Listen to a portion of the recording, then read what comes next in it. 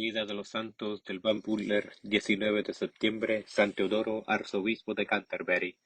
Teodoro era griego, natural de Tarso, en la Sicilia, y estudiante en Atenas. Fue el último en la serie de obispos extranjeros que ocuparon el trono metropolitano de Canterbury y uno de los más grandes arzobispos de aquella sede. Tras la muerte de San Teustedit, el sexto arzobispo, en 664, Oswai, el rey de Northumbria, y Egberto, el rey de Kent, enviaron a Roma a un sacerdote llamado Wighard, para que el propio pontífice lo consagrase y lo confirmase debidamente a fin de ocupar la sede. Pero Wighard murió en Italia y San Vitaliano, quien por entonces retenía el trono de San Pedro, escogió a Adrián, abad de un monasterio vecino a Nápoles, para elevarlo a aquella dignidad. Aquel abad había nacido en el África, conocía perfectamente el griego y el latín y era muy versado en teología y en la disciplina monástica y eclesiástica. Pero tan extremados eran sus temores ante las responsabilidades del cargo que el Papa se vio obligado a ceder a sus negativas para aceptarlo. Sin embargo, el pontífice insistió en que Adrián buscase una persona digna y capaz para el puesto, y éste se apresuró a presentar un monje llamado Andrés, que fue declarado inepto debido a sus muchas enfermedades. Entonces Adrián buscó con mayor detenimiento y encontró otro monje, Teodoro de Tarso. Este fue aceptado, pero a condición de que el propio Adrián le acompañase a las islas de Bretaña, ya que era un experto en los viajes a través de Francia, y el Papa confiaba en él para vigilar a Teodoro para que no introdujese en la Iglesia nada contrario a la fe, como suelen hacerlo los griegos, según el comentario de San Beda. Por aquel entonces Teodoro tenía 66 años de edad, había avanzado mucho en las ciencias seculares y sagradas, su vida era ejemplar y aún no recibía las órdenes sagradas. Tan pronto como se eligió, fue ordenado como subdiácono, pero debió aguardar varios meses hasta que le creciera el cabello para que se le cortase luego en forma de corona.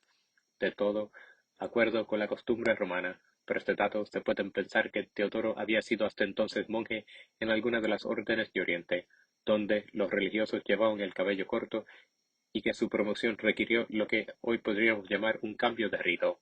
Por fin, el Papa San Vitaliano lo consagró obispo y lo recomendó a San Benito Biscop, quien se hallaba entonces en Roma, y éste se vio obligado a regresar a Inglaterra junto con los santos Teodoro y Adrián, en calidad de guía y de intérprete.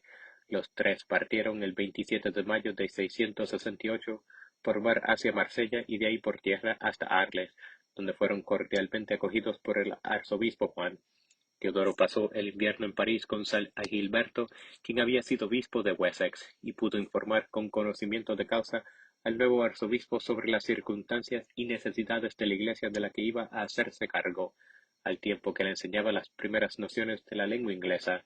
En cuanto Egberto, el rey de Kent, supo que su nuevo arzobispo se hallaba en París, envió a su mayordomo para que le diese la bienvenida.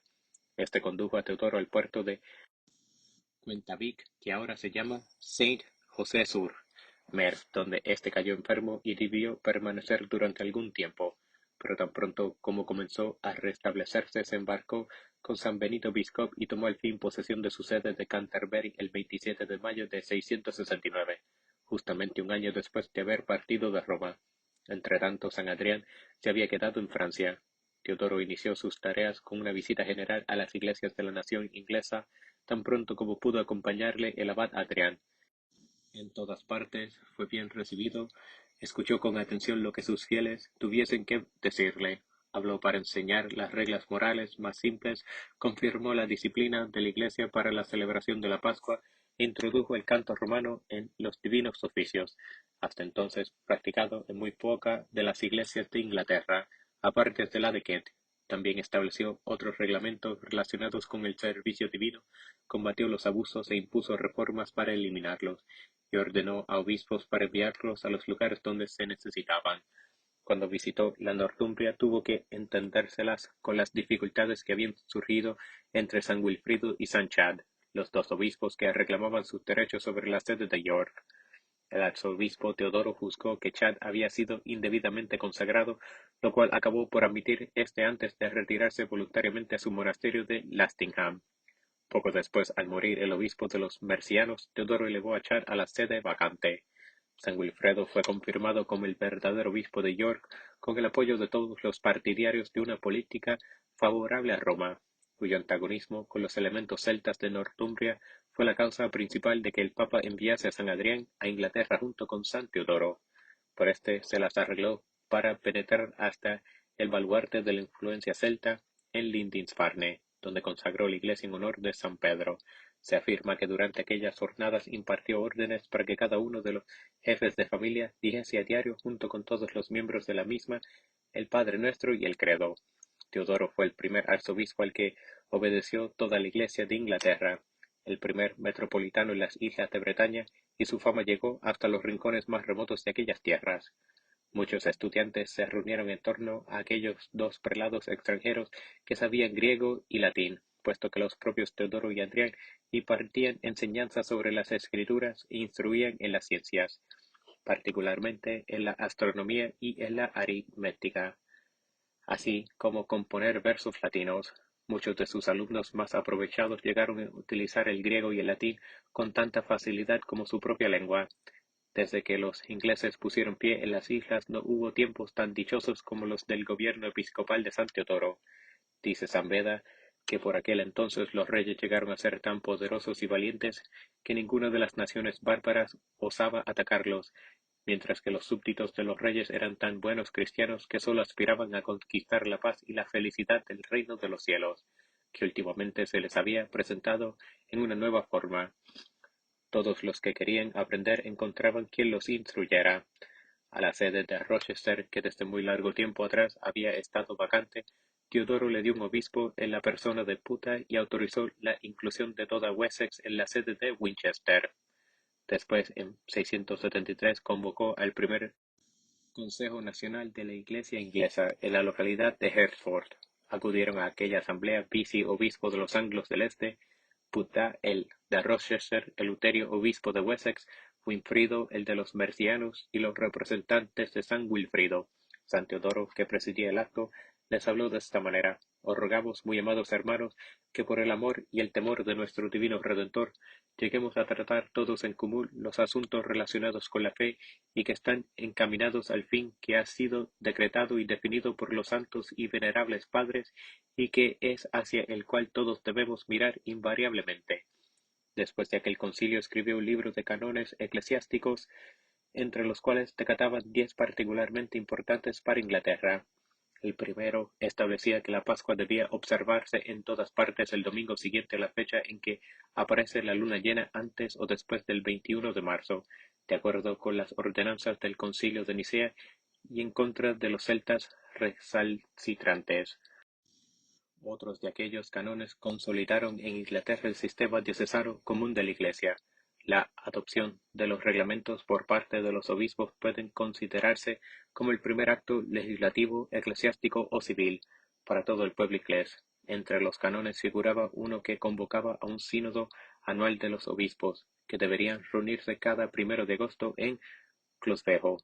Hubo otro concilio provincial convocado por San Teodoro 7 años después en Hatfield, con el propósito de salvaguardar la pureza de la fe entre su clero de cualquier vestigio de los errores monofisitas.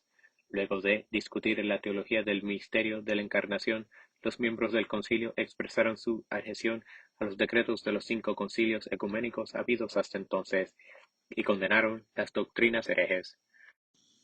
2 años antes, en el 678, el año del cometa, habían surgido dificultades entre Ecgfrido, el rey de Northumbria, y San Wilfrido, quien había brindado su apoyo a la esposa del rey, Santa Etheldredra, para que se retirase a un convento. La actividad administrativa de San Wilfrido en la extensa diócesis no había sido bien recibida, ni aun por aquellos que simpatizaban con sus propósitos, y Teodoro aprovechó aquellas desavenencias para afirmar su autoridad metropolitana en el norte. Por lo tanto, ordenó que se formasen 3 sedes de la gran diócesis de York y, de acuerdo con el rey Ecgfrido, procedió a nombrar obispos para ellas. San Wilfrido se opuso a tales medidas, apeló a Roma y aún viajó a la ciudad para litigar personalmente en favor de su caso, en tanto que San Teodoro consagraba a los nuevos obispos en la catedral de York. El papa San Agato decidió que Wilfrido debía ser restablecido en su sede y recomendó a este que eligiera obispos sufragáneos que le ayudasen en su gobierno.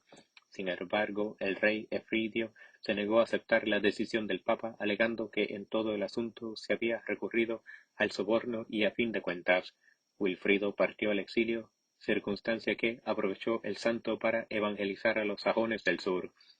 San Teodoro no hizo nada para dejar sin efecto o aliviar siquiera la rigurosa medida adoptada por el monarca, y poco después consagró a San Cuthberto en reemplazo del desterrado como obispo de Lindisfarne en la catedral de York.